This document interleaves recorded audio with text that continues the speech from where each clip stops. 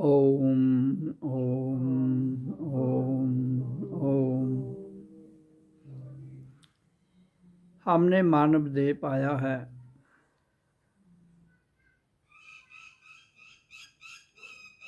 तो ये बहुत बड़ी हम सबके जीवन में उपलब्धि है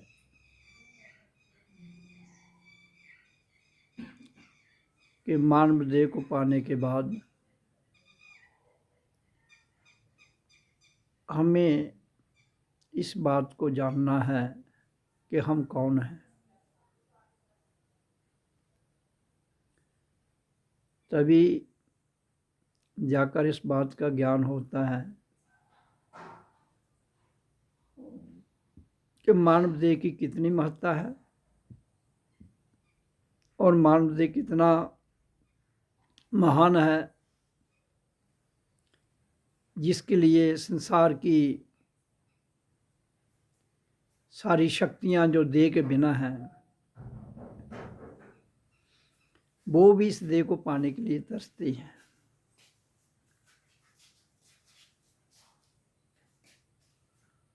लेकिन जिनको मिला है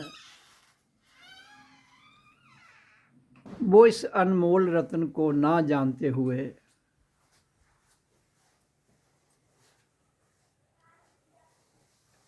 समय की धारा में बह जाते हैं और जीवन का अर्थ में चला जाता है।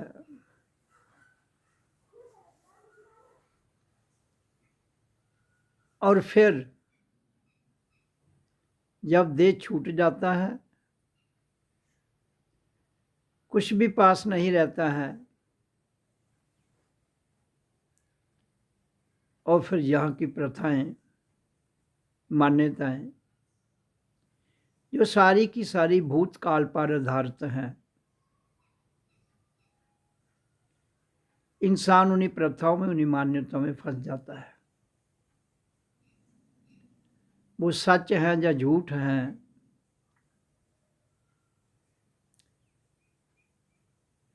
अगर हम उनको सच मान लेते हैं या झूठ मान लेते हैं तो हम कहीं ना कहीं बंध जाएंगे। जब हम काल की पकड़ में एक बार बंध गए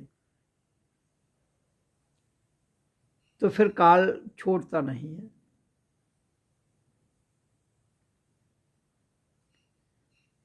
और फिर जब वो छोड़ता नहीं तो हम उसी झूठ को सच मानकर उसी परंपरा में जीना शुरू कर देते हैं।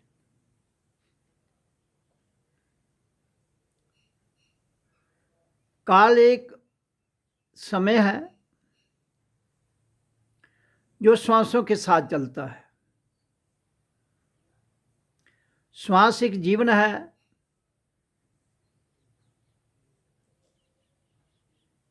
जिनकी वजह से हमारा जीवन सुरक्षित है और शांत है और जिंदा है।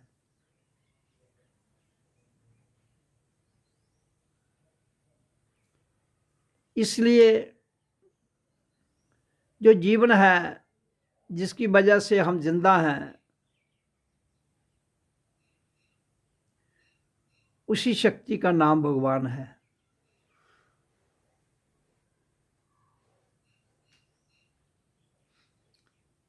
भगवान कोई मुजस्समा नहीं, पृथ्वी पर हर पदार्थ, वस्तु, मानव देह पाने वाले और इनके अतिरिक्त और जितने भी प्राणी हैं सबको श्वास की आवश्यकता होती है। जहाँ तक कि आपके पत्थरों को भी श्वास की जरूरत है।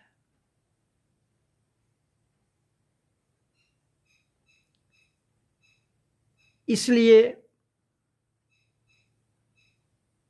श्वास हमारी प्राण शक्ति है,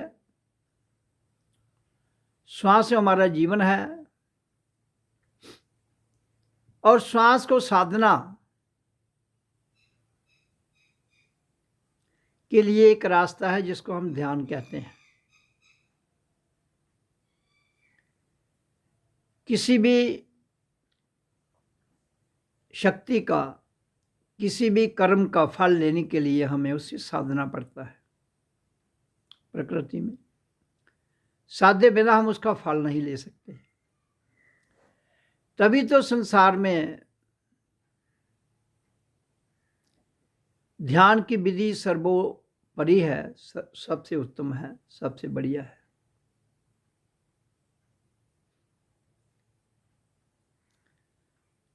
तो प्राण बाजू है कहाँ? हमारे पांव के अंगूठे से लेकर सिर की चोटी तक प्राण बाजू है। इसकी ऊर्जा यानी कि प्राण शक्ति, जिसके द्वारा हमारा रोम रोम प्रफुल्लित हो जाता है और हम उसी भाव के कारण अपने भीतर सुख और दुख की भावना को जानते हैं और फिर प्रकट करते हैं। ये सारे का सारा खेल संसार का है, प्रकृति का है, माया का है।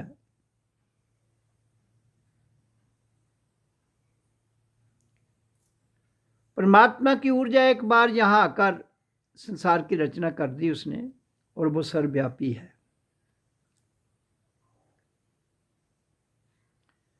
इसलिए मैं कहता हूं कि प्रकृति में उसके मायावी रूप हैं। परमात्मा के मायावी रूपों को जानना ही सबसे कठिन है।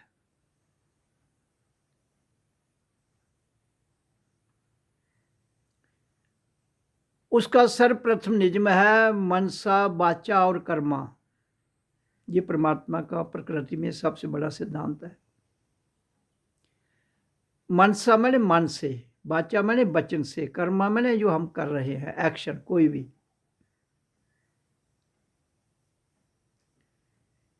ये तीनों जुड़ जाएं, मन वचन और कर्म जब तीनों एक हो जाएं तो हमारा जो ध्यान है वो लगना शुरू होता है। लेकिन मन वचन और कर्म तीनों अलग अलग दिशाओं में कार्य करते हैं। क्यों? हमारे अंदर तीन शक्तियां हैं, लेफ्ट, राइट और वर्टिकल, जिसको ईड़ा, पिंगला और सुषुम्ना कहते हैं। ये तीनों अलग अलग दिशा में कार्य करती हैं, लेफ्ट, राइट और वर्टिकल में। और फोर्स है हमारे पांव, जो धरती से टच करते हैं, और धरती इससे एनर्जी लेती है और ये धरती से एनर्जी लेता है। इनका परस्पर संबंध है।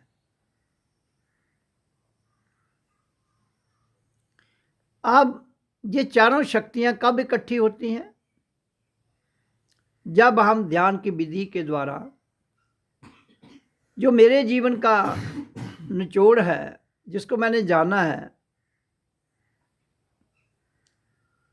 वो है प्राण बाजू और ओम मेडिटेशन। तो इसलिए हम अब ओम मेडिटेशन और प्राण बाजू के द्वारा ध्यान में जाएंगे। तो हम 6 बार ओम करेंगे लंबा, उसके बाद ध्यान में बैठेंगे। तो हम सब मिलके ओम को लंबी ध्वनि में करेंगे। श्वास को भर लीजिए।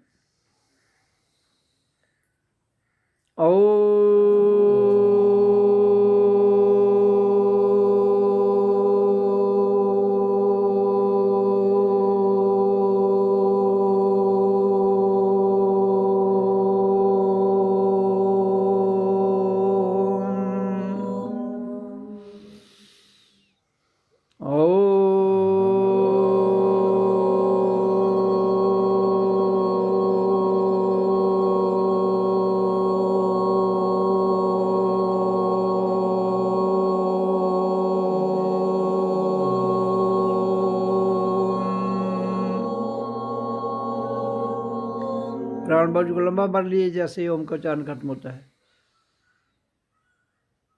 ओ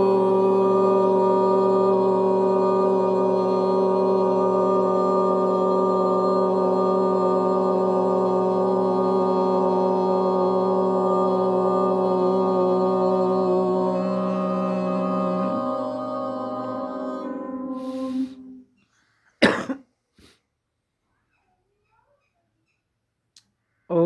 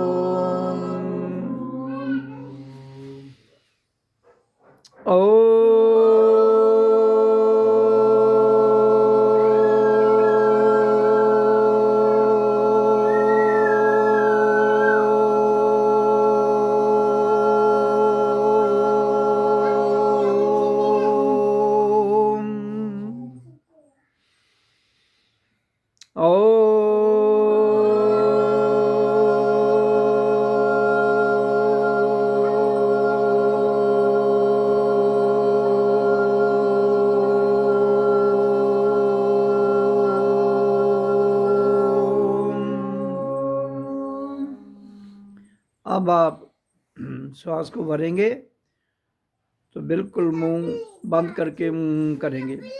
श्वास को भर लो।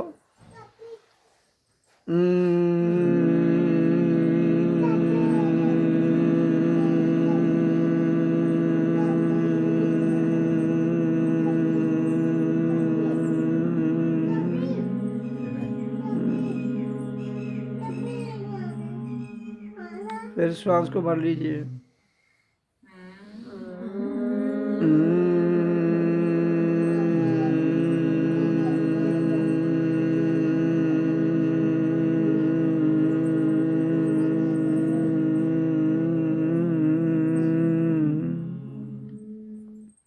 फिर भरिए श्वास।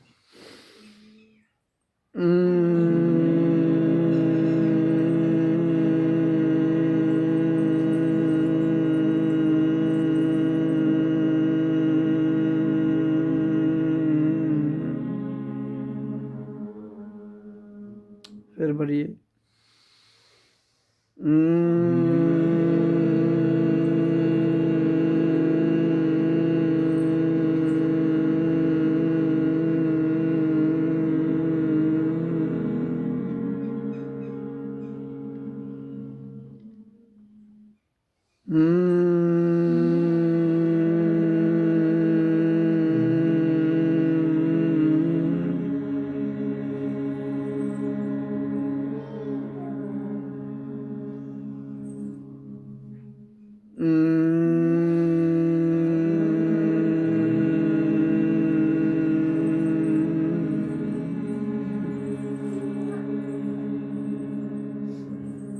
अब शांत बैठ जाइए।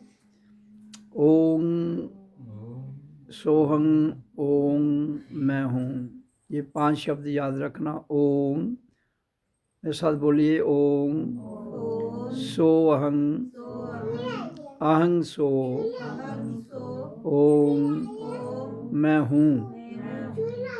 अब आपने इसके द्वारा श्वास को लेना है ओम करके, फिर बाकी सब शांत भाव में बैठ के ध्यान लगाना है। आँखों को बंद करना है, लेकिन प्रेशर कोई नहीं, ना शरीर पर प्रेशर ना आँखों पर, कहीं नहीं। रिलैक्स होके मुंह में करते रहिए।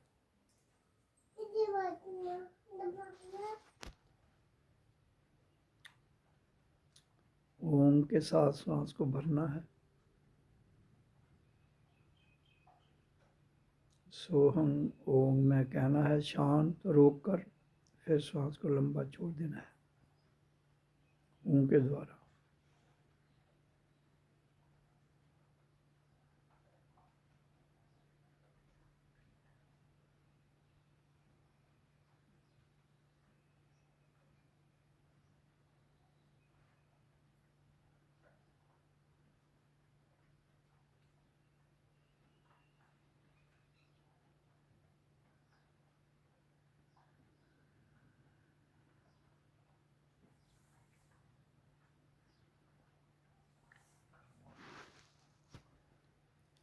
सांस को भरते समय नाभि तक जाना चाहिए उसे, और पेट बाहर को आना चाहिए। फिर हूँ करते समय पेट पीछे जाना चाहिए।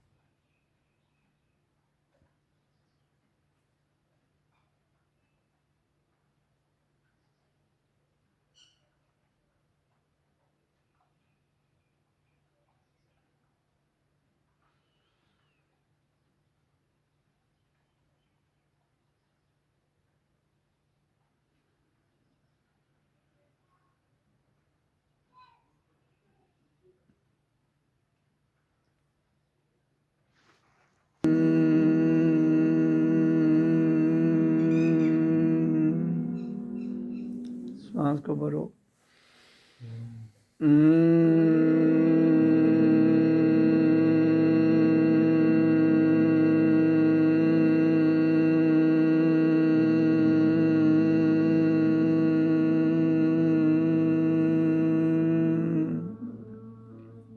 सांस को भरो।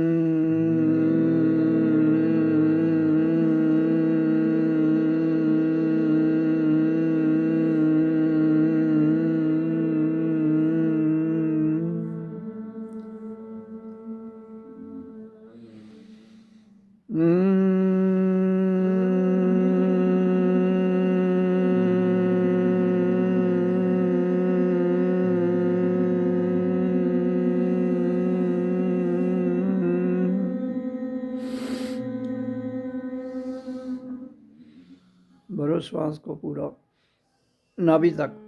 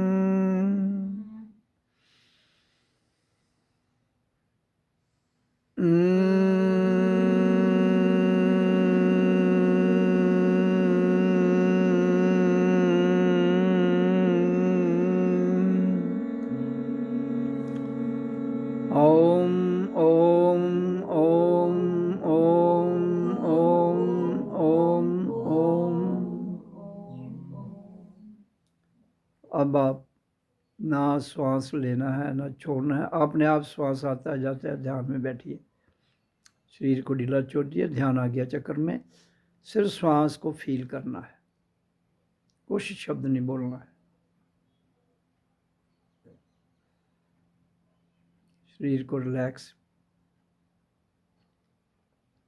आंखें बंद, सॉफ्ट, प्रेशर कहीं नहीं रखना है। आंखें सॉफ्ट भाव में बंद रखनी।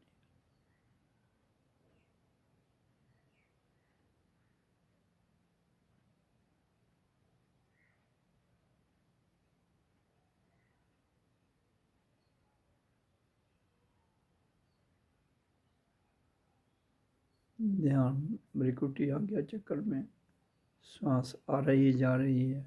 ध्यान नाक के जो आगे वाला हिस्सा है उधर फील करना है उसे, श्वासों को।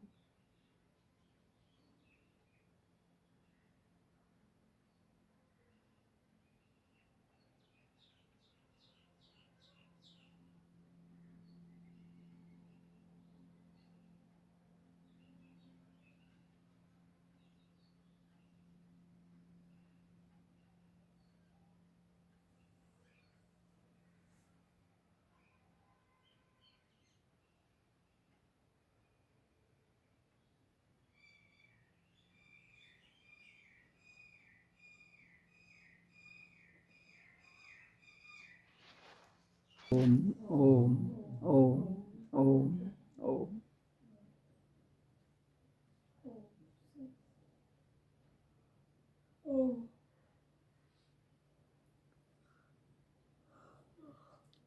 तो ध्यान की जो विधि है उसके आधार पर हमने ध्यान लगाया। अब मैं थोड़ी चर्चा कर देता हूँ। संसार में ध्यान की बहुत सी विधियां हैं, लेकिन जिस पर मैं चलता हूँ, जिस पर मैं बताता हूँ, वो है ओम मेडिटेशन और प्राण बाजू। तो जिसको हमने पहले 2 मिनट के लिए ओम का उच्चारण किया, उसके बाद फिर शांत भाव में बैठकर श्वास को भीतर खींचा, नाभि तक ले गए, फिर शांत रहे, फिर ओम सोहं ओम में, फिर हूँ के द्वारा छोड़ दिया।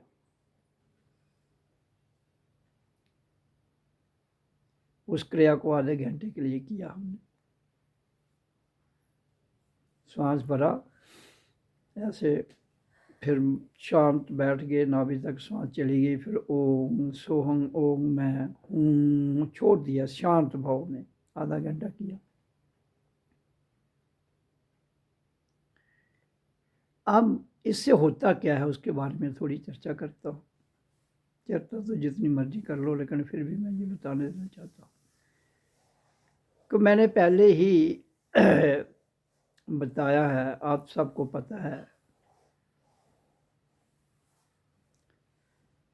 श्वास ना होती तो प्राण बाजू भी ना हो, प्राण बाजू या श्वास ना होती तो प्राण शक्ति ना होती। लेकिन ये सबका सब खेल किसका है? परमात्मा का।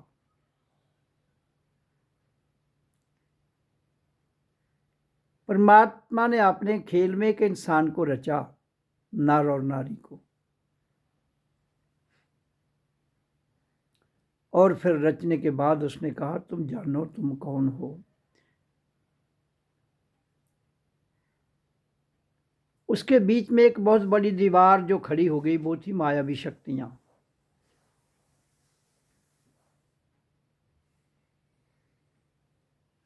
और वो सारी की सारी मायावी शक्तियां शरीर में हैं, और शरीर एक माध्यम है, सोर्स है, जरिया है।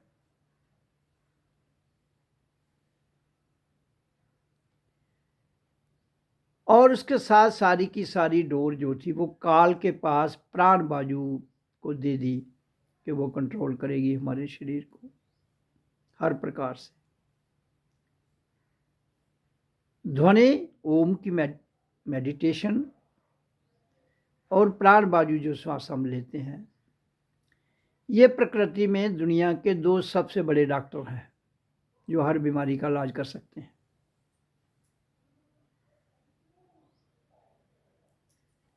अगर हम बच्चे को जैसे ही वो पैदा होता है और जब वो 2-3 साल का हो जाता है और उसको कहे श्वास का अभ्यास कर और ओम ओम का, अगर वो रेगुलर अपनी जीवन में करता है तो वो कभी भी बीमार नहीं पड़ेगा। उसके साथ साथ उसका खान पीन ठीक होना चाहिए, किसी और डॉक्टर की ज़रूरत नहीं है। ये दुनिया के 2 महान डॉक्टर हैं जो सब डॉक्टरों के डॉक्टर हैं। जो डॉक्टर शरीर का इलाज करते हैं वो भी इन्हीं प्राणों की वजह से जिंदा हैं, वो भी इसी ओम की ध्वनि के कारण जिंदा है। तो इससे ये साबित तो होना चाहिए कि प्राण ही सब कुछ है।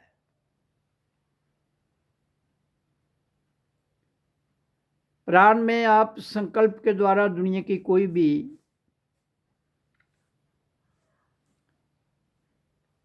चीज को प्राप्त कर सकते हो, पदार्थ में, वस्तु में, पद में, शोहरत में।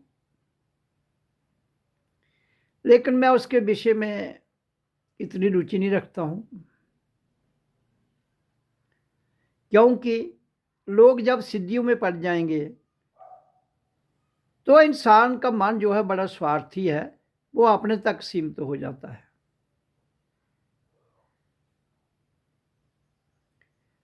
जब वो अपने तक सीमित हो जाता है तो फिर जहाँ का प्रकृति का सिस्टम है जो इम्बैलेंस होना शुरू हो जाता है। परमात्मा जिसके लिए अलाउ नहीं करता है, वो कहता है मेरी दी हुई हर शक्ति, आपको शरीर दिया मैंने, स्वयं बीच में टॉप में बैठ गया, उसके नीचे आपको प्राण बाजू दी, ध्वनि दी, कर्म इंद्रियां दी, ज्ञान इंद्रियां दी, उनके विषय थे वो दिए, और मन, बुद्धि, विवेक सब कुछ दिया। लेकिन कहीं तो स्वार्थ में फंसकर इनका दुरुपयोग नहीं करना। लेकिन जब इंसान को ये समझ आई कि सिद्धियों से मेरे काम बनते हैं, सिद्धियों से मेरा काम तो ऐसे भी बनता है, लेकिन सिद्धियों के द्वारा वो सीमित हो जाता है किसी न किसी दायरे में। और फिर जब वो सीमित हो जाता है तो काल अपनी पकड़ इतनी स्ट्रांग बना लेता है कि उस शक्ति को वो,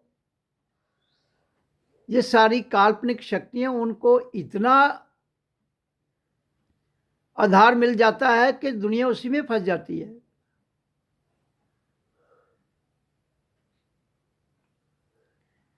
अब जैसे हम शिवलिंग की जो पूजा करते हैं वो एक पदार्थ है, पत्थर है वो पत्थर। अब उसके भीतर विशेषता क्या है, क्यों उसकी पूजा की जाती है, ये बहुत बड़ा रहस्य है। खोज के बाद पता चलता है कि हमारी धरती जो है इसकी 3-4 तय होती है। एक है सॉफ्ट, एक है मीडियम, एक है हार्ड, एक है वेरी हार्ड। और जो शिवलिंग है वो इग्निस राख होती है, उसका होना चाहिए। तो वो कैसे बनती है, जब ज्वालामुखी फटता है पृथ्वी में, ज्वालामुखी जब फटता है तो उसके भीतर फायर होती है। फायर कहते हैं आग को। हमारी धरती के अंदर आग है, और जैसे ही वो आग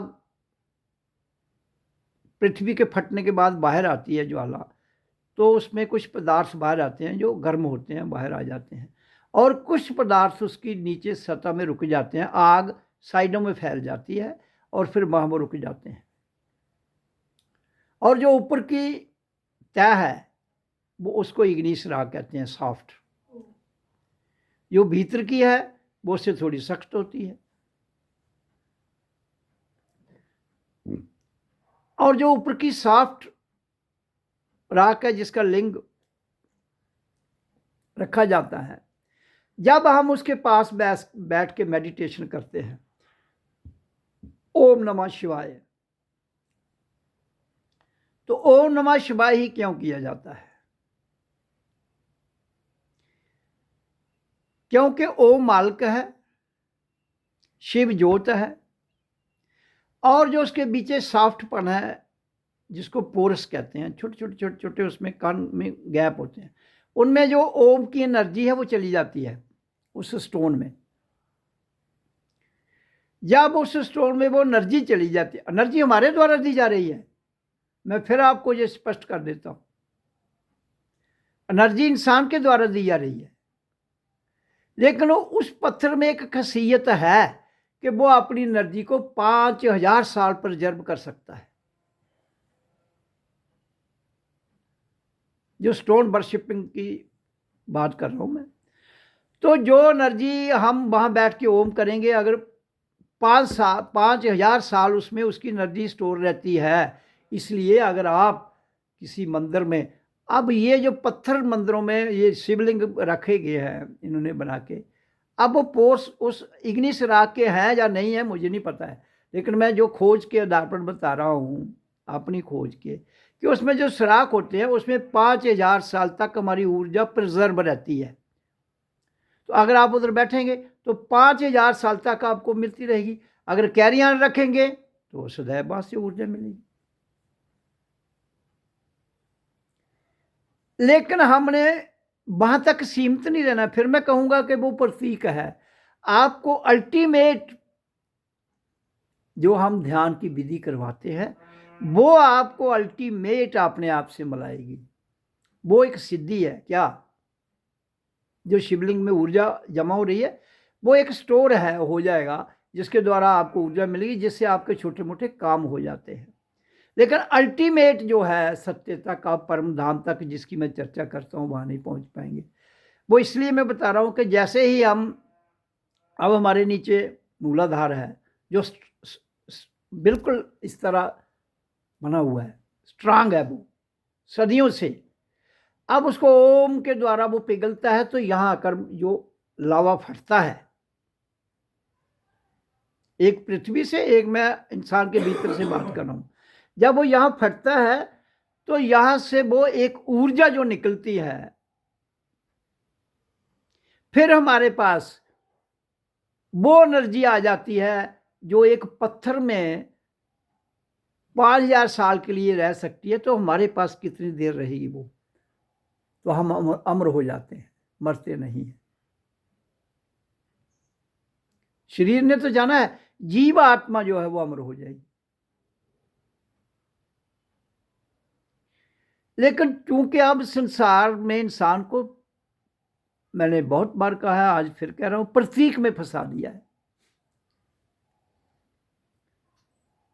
अगर वो उधर इतना स्ट्रांग पत्थर होगा तो आवाज उसके अंदर नहीं जाएगी, वो बाहरी स्लिप करेगी और उस मंदिर होगा वहां घूमेगी। लेकिन वो घूमने के बाद वो 100 साल रहती है, वो 5000 साल नहीं रह सकती है, क्योंकि वो सॉलिड है। ग्रेनाइट का नाम नहीं सुना आपने? ये घरों में लगाया होता है, किचन में। ये बहुत सॉलिड होता है, इसमें नहीं घुसती है वो आवाज। वो इग्निस राख है जो सॉफ्ट है, जो ऊपर की तय होती है, उसी में जा सकती है। लेकिन अब इन्होंने, तो मुझे नहीं लगता किसी मंदिर में ऐसा पत्थर रखा हो जो इग्निस राख का होगा। जब जिसने भी खोज की होगी धरती पर, आज मैं ये खोज के आधार पर आपको बता रहा हूँ। तो हमसे पहले भी बड़े लोग हुए, उन्होंने भी खोज की होगी, क्योंकि खोज तो एक बार हुई है, बार बार नहीं, हमें उसको दोबारा रीखोज करना पड़ता है, रिसर्च कहते हैं जिसको। दुनिया में कोई नई चीज़ नहीं है, हमने केवल रिसर्च करना है। तो उस रिसर्च के लिए मेडिटेशन है। इसलिए मैं कहता हूं कि जो देह हमें इंसान का मिला है, ये बहुत उत्तम देह है। हम तो इस अनमोल रत्न को कौडियां दा भार उड़िए जा दिया।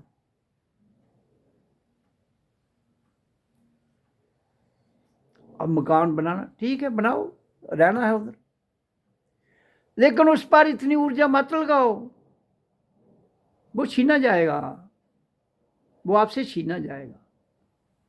ये वाला मकान छीना जाएगा जिसमें परमात्मा स्वयं वास करता है, तो इधर तो शरीर वास कर रहा है, तो ये अगर छीना जाएगा तो ये भी छीना जाएगा।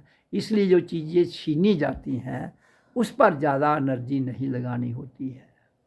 जो नहीं छीना जाता है उसको जानना है, और जानने के लिए ध्यान की विधि है।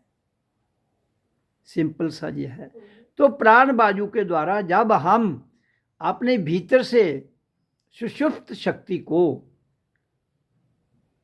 जो ड्रीम स्टेज में पड़ा है, उधर से उठेगी, तो then it will come into the form of awareness, तब एक जागृत अवस्था में आएगी।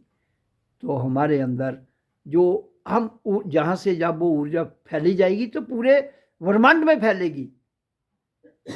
जब पूरे ब्रह्मांड में फैलेगी तब अध्यात्म विचार क्रांति आती है।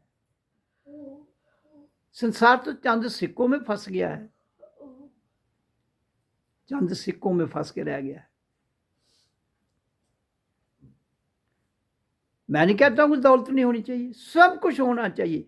धरती पर इतनी दौलत है कि ये जो 800 करोड़ आबादी है, 800 अरब भी हो जाए तो भी कमी नहीं होगी। कोई गरीब नहीं रह सकता है, कोई गरीब, मैंने पहले भी बताया है, हमें हर चीज़ दी गई है जिस चीज़ की हमें ज़रूरत है, लेकिन ये देह कहता है बड़ी कठिनता से मिलता है, लेकिन तुम इसे रोल के चले जाते हो। इसलिए हाँ, फिर जो हम इधर गड़बड़ छोड़ जाएंगे उसकी सजा हमें भुगतनी है, किसी और ने नहीं। हमें किसने? अगर हमारी औलाद है तो वो भुगतेगी, फिर हम रिसाइकल में आएंगे, फिर हम भुगतेंगे। तो कोई परमात्मा आपको सजा नहीं दे रहा है, कोई प्रकृति सजा नहीं दे रही है। ये आपने अपने द्वारा ही क्रिएशन की है प्रकृति में हर चीज़ की, और वो छोड़ गए हो। जब तुम छोड़ गए हो, आओगे तो तुम्हें भुगतना पड़ेगा। कुछ तो जीते जी भुगतोगे। इसलिए संसार, ये दुख, ये है ही दुख। दुख का कारण कोई जानता ही नहीं है। जब तक आप कारण नहीं जानोगे तो दुख थोड़े खत्म होगा, कभी भी नहीं होगा। जब तक बीमारी की कारण का नहीं पता है तो दवाइयाँ खाते रहो मुफ्त की। मंदिर जाओ, तीर्थें जाओ, मंत्र करो। तो हमें बीमारी की जड़ में जाने के लिए अपने प्राणों को साधना है। प्राण सबसे बड़ा डॉक्टर है, और ओम की ध्वनि भी सबसे बड़ा डॉक्टर। ये दो ही डॉक्टर हैं दुनिया में। प्राण बाजू तो ज़्यादा, क्योंकि ये हमारे शरीर की रक्षा करनी है, इसकी ज़रूरत कहाँ तक है? इधर तक। इसके बाद तो ये ऊपर चली जाएगी तो वो तो हमें कोई फ़ायदा नहीं उसका। हमें तो सांस लेना है, भीतर जाएगा तो छोड़ेंगे तो फ़ायदा है, तो ज़िंदा रहेंगे। तो इसलिए प्राण की, अब प्राण बाजू कहाँ तक है? जहाँ जिसमें ऑक्सीजन होगी, वो 5 किलोमीटर के बाद उसके नीचे नीचे ऑक्सीजन खत्म हो जाती है।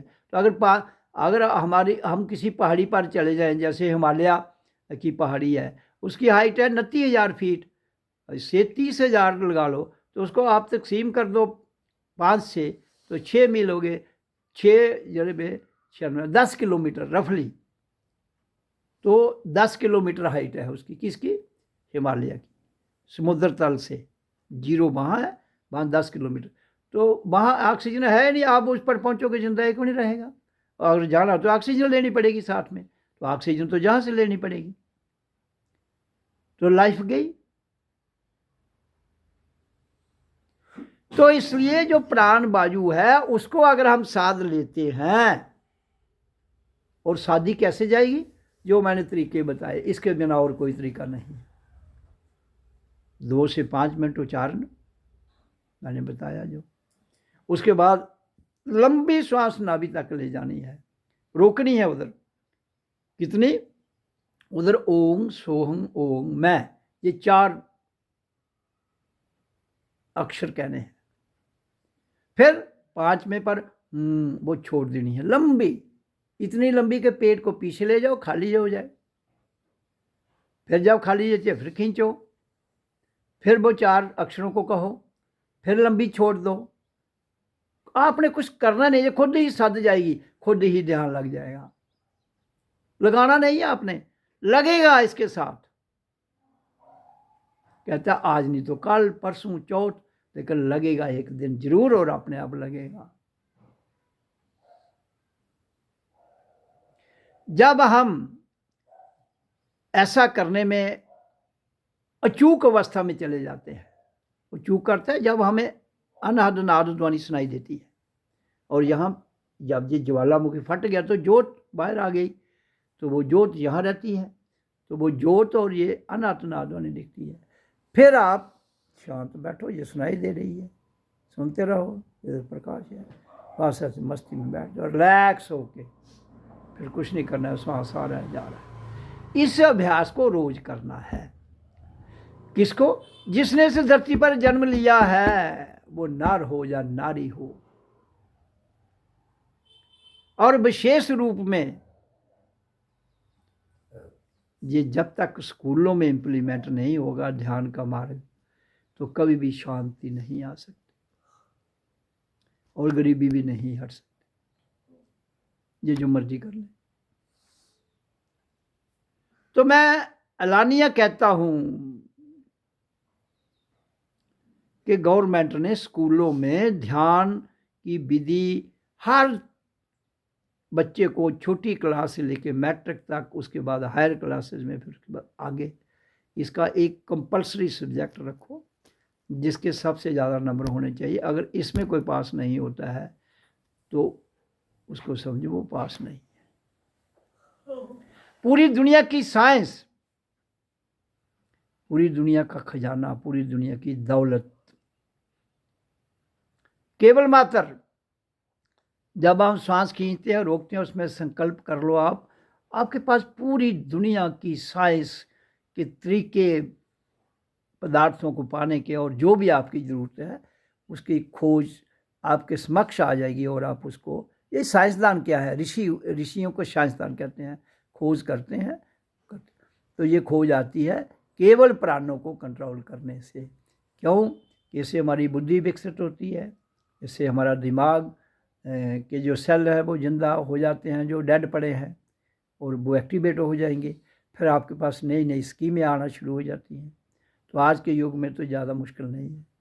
तो आप अपनी जितनी भी हमारी टेक्निकल एजुकेशन है उसके साथ साथ ये बहुत ज़रूरी है। तो इसलिए प्राणों की महत्ता कितनी है वो तभी समझ आएगी आपको जब आप ध्यान की विधि में रोज़ इसको करेंगे। तो आपके बच्चों का जीवन, जो ड्रग माफिया है, जितने माफिया हैं, ये अपने आप बंद हो जाएंगे। जब हम कोई चीज़ का इस्तेमाल ही नहीं करेंगे तो ड्रग कौन लेगा? कोई भी नहीं।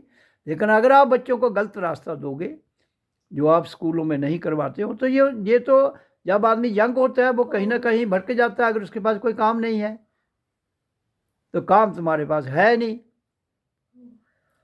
तो हमारे देश में 60% यूथ की पॉपुलेशन है, और जिसमें से वो कितना बेकार है, जिसका तुम 60 करोड़ पॉपुलेशन कितनी हो गई? 100-150 करोड़ की, तो 15 × 90 कर लो आप।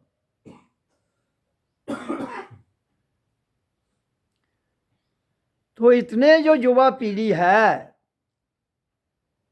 आप क्या करोगे? ड्रग माफिया को कैसे रोकोगे? नहीं रोक सकते, क्योंकि तुमने बच्चों को वो चरित्र नहीं दिया, तुमने बच्चों को वो शिक्षा नहीं दी, दीक्षा नहीं दी। खाली माया की दौड़ में लोगों को बाहरी चमत्कार दिखाते हो, उनको बेवकूफ़ बनाते हो, उनको शिक्षा के आधार पर। तुम अगर शिक्षा भी दे रहे हो तो नौकरी नहीं दे पा रहे हो। तो जब तक इंसान ऐसा करने में, ध्यान की विधि में अपने आप को आगे नहीं बढ़ाएगा। मैं 37 साल से गवर्नमेंट को कह रहा हूँ कि ये बहुत ज़रूरी है ध्यान।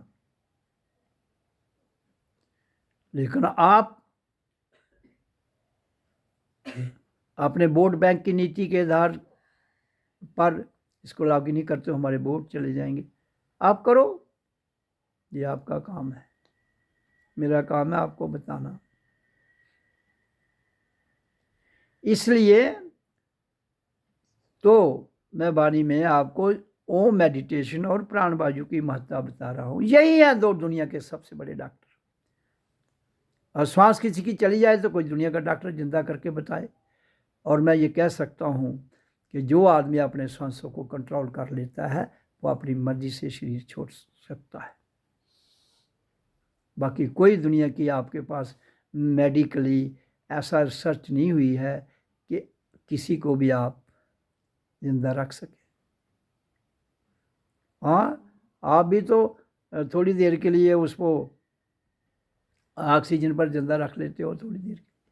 तो जब हम ध्यान को साध लेंगे, भ्रिकुटी त्रिकुटी टॉप अप हम सतलोक में चले जाएंगे, तो अपनी जो जीवन यात्रा है इसको सफल बनाते हुए अपनी इच्छा से छोड़ सकते हैं। क्योंकि परमात्मा ने हमें सब कुछ दिया है। कहता है तेरे पास 2 डॉक्टर हैं, दुनिया की हर बीमारी का इलाज कर सकते हैं। लेकिन लोग पदार्थ की ग्रिप में आने के बाद इसको छोड़ दिया है। पदार्थ बड़ी आसानी से मिल जाता है, हेरा फेरी से मिल जाता है, थोड़ा बहुत मेहनत से मिल जाता है।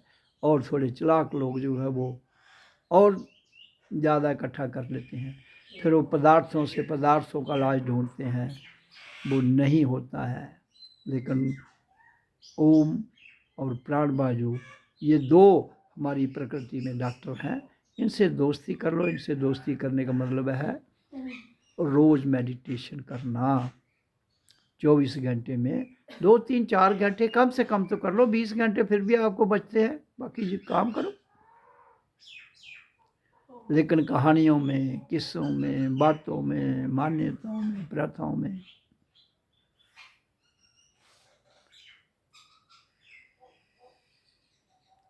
जितना पैसा हम परिवार से लेकर गवर्नमेंट तक आलतू फालतू कामों में लगाते हैं, उसका 10% हिस्सा मैं कहता हूँ इसमें लगाओ, जिससे आपके बच्चे, आप भी सुखी रहें, बच्चे भी सुखी हो जाए।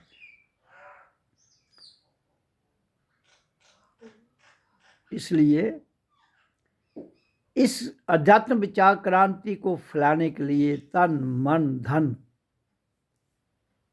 ये हम सबका कर्तव्य बनता है कि उसका योगदान दें। प्रचार में भी तन मन धन का अर्थ क्या हुआ? तन हो गया शरीर, मन हो गया विचारों का अड्डा, और धन हो गया माया। तो कहता है ये भी तो तन भी माया है, धन भी माया है और मन भी माया है। मन यही तो आपने समर्पित करना है। इसको समर्पण करने के साथ ही आप ये जान जाओगे मैं कौन हूँ, किस लिए आया हूँ। फिर ये होड़ जो लगी है कंपटीशन में संसार की, इधर से पैसा, इधर से पैसा, उधर से पैसा, कर्म करो पैसा आ जाता है, कोई मुश्किल काम नहीं। कर्म करो। मैं तो इसलिए कहता हूँ कर्म योग और धर्म योग। कर्म से शरीर का निर्वाह करना है और धर्म से स्वयं को जानना है। यही हमारा लक्ष्य है। इसलिए तो हम सबको ये शरीर मिला है। इसके बिना शरीर पाने का और कोई मतलब नहीं है। आलतू फालतू में इंसान लगा हुआ है, लगा रहेगा तो भाई जो करेगा वही भुगतेगा। फिर ओम